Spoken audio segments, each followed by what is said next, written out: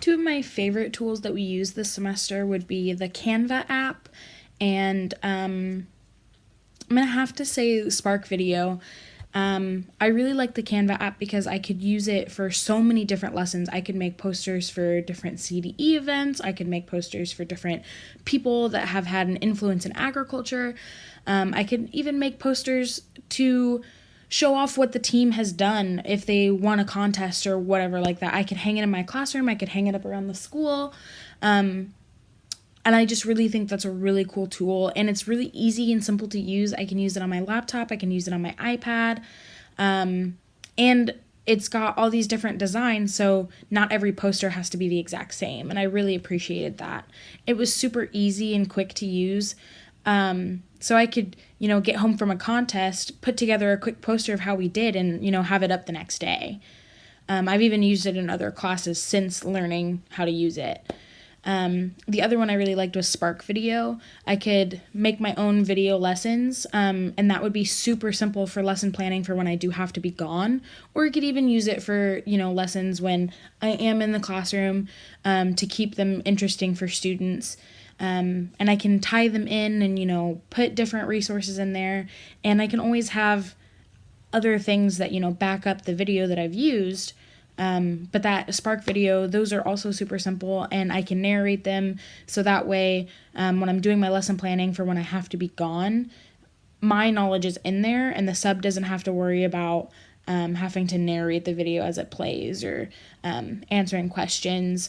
Most questions would be answered inside the video, and it would be coming from me instead of, someone that may not know agriculture as much.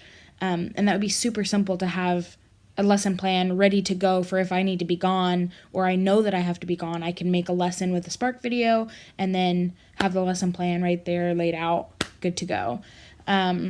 So yeah, I really like both of those apps, and I will continue to use them. I've actually used both of those apps in different classes since I used them in this class. So those are two that I'll definitely keep using. After looking through my Seesaw blog, I did find a few things that surprised me about this semester. Just the amount of things I was able to do on an iPad was definitely surprising. It also helped me with knowing how to hook my students into a lesson and make it more interesting and personal to their lives, because that's something super important to make sure that they're understanding and it has that personal connection. It did change the way I think about technology in the classroom. As an agriculture teacher, I may not always be using an iPad, but I definitely can utilize that as a tool. And it did make me think more about doing more research on the technology that I do have available in the classroom and making sure that I know how to use it and how to utilize it and how to use it to the best of my ability, to really make sure that students are learning my lessons and understanding.